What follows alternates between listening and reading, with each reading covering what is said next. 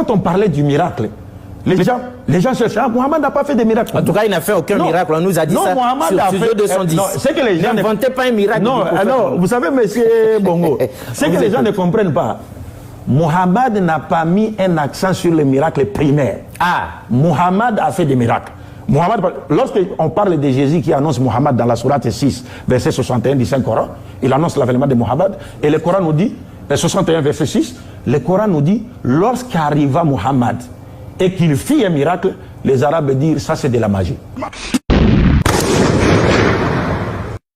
Donc un peu cela.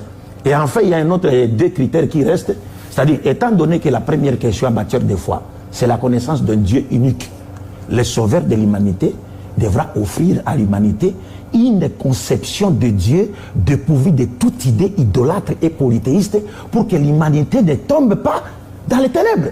Et comme vous l'avez suivi avec la dernière vidéo, le savant juif, Rov Shai, qui dit clairement que sur cette terre, il n'y a que deux peuples qui adorent le véritable Dieu. Les juifs et les musulmans. Il n'y a pas un troisième. Même si les chrétiens peuvent aujourd'hui militairement assister les juifs économiquement, logistiquement, contre le monde musulman, mais pour les juifs, il n'y a que les musulmans et les juifs qui adorent le véritable Dieu.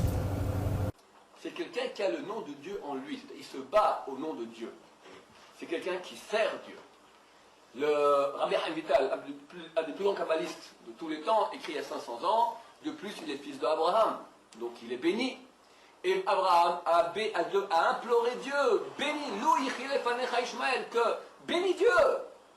Et Dieu l'exauce, il est béni, il est circoncis, donc il a une alliance, Brit, c'est une alliance avec Dieu. Il sert même Dieu que nous, donc il a du mérite. Comment est-ce qu'on dit Dieu en hébreu? On a vu El. Comment eux ils disent Dieu? Allah, c'est le même mot. Allah, ça vient de El, comme beaucoup de mots arabes viennent de l'hébreu. Allah. Oi, malheur, Mirié, qui pourra survivre, ni Ishmaël, de celui qui se bat au nom de El, au nom de Allah.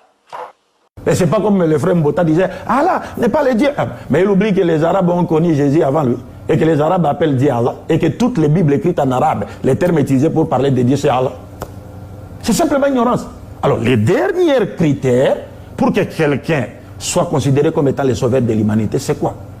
Nous disons, étant donné qu'aucune société ne peut se discipliner et se transformer si elle ne s'octroyait pas une loi positive devant lui permettre, n'est-ce pas, de définir les droits et les devoirs de chacun à tous les niveaux, le sauveur de l'humanité devra naturellement offrir, doter l'humanité d'un ensemble de règles sociales ou textes codifiés que tout le monde doit respecter et qui définissent clairement les droits et les devoirs de chacun. D'abord, les droits et les devoirs de chaque citoyen vis-à-vis de l'entité morale, qui est donc l'État, et vice-versa.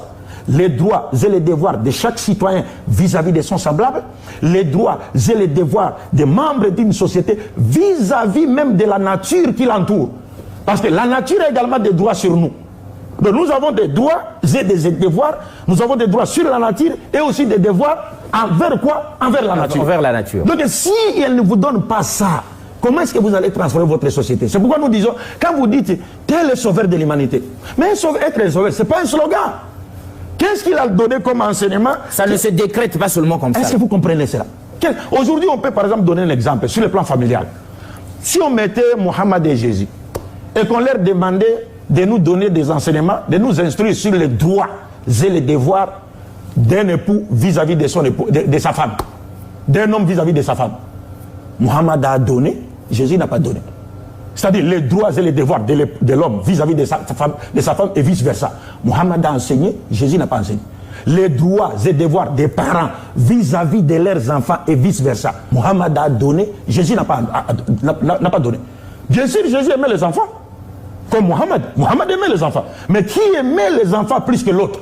C'est celui qui a défini, qui a enseigné les droits et les devoirs des enfants. Il a laissé derrière lui un canébat. Regardez, même Mohamed nous dit, par rapport aux enfants, même, il dit, le premier droit des enfants, c'est que vous devez savoir leur choisir une bonne mère. Ah, une bonne mère. Avant même que les enfants ne naissent, avant même qu'ils ne naissent, leur droit le plus absolu, faites bien le choix de la mère. qui prendra soin d'éduquer ses enfants, parce que c'est votre postérité. Qu'est-ce que Jésus a dit par rapport à ces droits? Nous pouvons établir une liste, comme je suis en projet à cela, une liste même de 1000 droits. Vous verrez que Mohammed s'est prononcé sur ces droits, Jésus n'a rien dit. Donc, être le sauveur n'est pas un slogan. C'est un oubli de la part de Jésus ou bien une négligence? Non, ce n'est pas un oubli de la part de Jésus. Parce que Jésus est venu pour suivre la loi de la Torah. Et la Torah a tout codifié, mais au niveau national. Parce qu'il y a des lois qui ne concernent que les Juifs. Les Juifs, et qui sont un peu injustes par rapport aux autres peuples. Parce que ces lois n'ont été destinées qu'aux Juifs. Et qu'on ne peut pas appliquer cette loi-là sur toute la surface de la terre. Mais Mohammed est venu avec une loi universelle. La loi laissée par Mohammed, oui, elle plairait à tout le monde.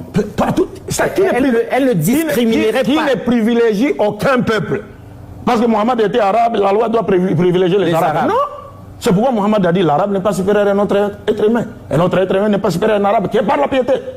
Celui qui dépasse, qui a plus de la valeur aux yeux de Dieu, c'est celui qui craint Dieu le plus. Ce n'est pas le fait d'être un arabe, ou le fait d'être un blanc, ou le fait d'être un noir, ainsi de suite. Est-ce que vous comprenez? C'est cela le problème, c'est que les gens ne comprennent pas. Et c'est pourquoi, quand on parlait du miracle, les gens cherchaient. Ah, Mohammed n'a pas fait de miracle. En tout cas, il n'a fait aucun miracle. On nous a dit ça sur Studio 210. C'est que les gens n'inventaient pas un miracle. Non, vous savez, monsieur Bongo, c'est que les gens ne comprennent pas. Mohammed n'a pas mis un accent sur le miracle primaire. Mohammed a fait des miracles. Lorsqu'on parle de Jésus qui annonce Mohammed dans la sourate 6, verset 61 du Saint-Coran, il annonce l'avènement de Mohammed, et le Coran nous dit, 61 verset 6, le Coran nous dit, lorsqu'arriva Mohammed et qu'il fit un miracle, les Arabes disent, ça c'est de la magie. Pourquoi? Parce que même Jésus a été qualifié de quelqu'un qui faisait des miracles par la puissance de Belzéboul. Tous les prophètes c'est comme ça, le Coran nous dit ça. Qu'est-ce que Mohammed a dit? Il y avait la lune. Il a demandé à Dieu, et Dieu a fait apparaître la lune devant les Arabes dans les cieux, la lune qui s'est fendue en deux parties. Les Arabes ont dit c'est un magicien. C'est un magicien, ça arrive. Le prophète Mohammed a fait jaillir de l'eau entre ses doigts. Il a abrévé la soif de plus de 1000 personnes combattant. Le prophète Mohammed a nourri miraculeusement, comme Jésus l'a fait, plus de 1000 combattants. Dans une bataille contre les mouchirikoun qui cherchaient à exterminer les musulmans, l'un de ses disciples, Qatada, son nez est sorti, s'éjecta de son orbite, tomba sur sa joue. Le prophète a pris cette haie, l'a remise à sa place. Et les disciples ont continué à voir. Tout ça, ce sont des miracles. Ce sont des grands miracles. Mais le prophète a dit, Dieu m'a donné un plus grand miracle qu'il n'a donné à aucun prophète avant moi. Et ce miracle, c'est quoi? Il a dit, c'est le Coran. Rappelez-vous que Jésus a dit à ses disciples, vous ferez de plus grands miracles que les miens. Quels sont les plus grands miracles que les disciples ont accomplis, que Jésus n'a pas accomplis? Jésus a fait des miracles physiques, mais il n'avait que 12 apôtres et 70 disciples. Mais quand les disciples, après avoir reçu de Jésus la parole de Dieu, ils ont prêché, le grand miracle s'est opéré, il y a eu des milliers de personnes qui ont crié en Jésus à travers la prédication des apôtres, chose qui n'était pas arrivée à l'époque de Jésus. Donc Mohammed est venu, il dit, Dieu m'a donné un miracle, c'est le Coran. Et il dit, j'espère avoir le grand nombre d'adeptes, plus que tous les prophètes qui m'ont précédé. Et je serai le maître de tous les prophètes au jour de la résurrection dernière. Et je serai le premier prophète qui sera ressuscité par Dieu au dernier jour. Ce n'est pas Jésus qui va ressusciter Mohammed. Il va ressusciter Mohammed alors que selon les chrétiens, lui-même, il avait besoin d'être ressuscité par Dieu.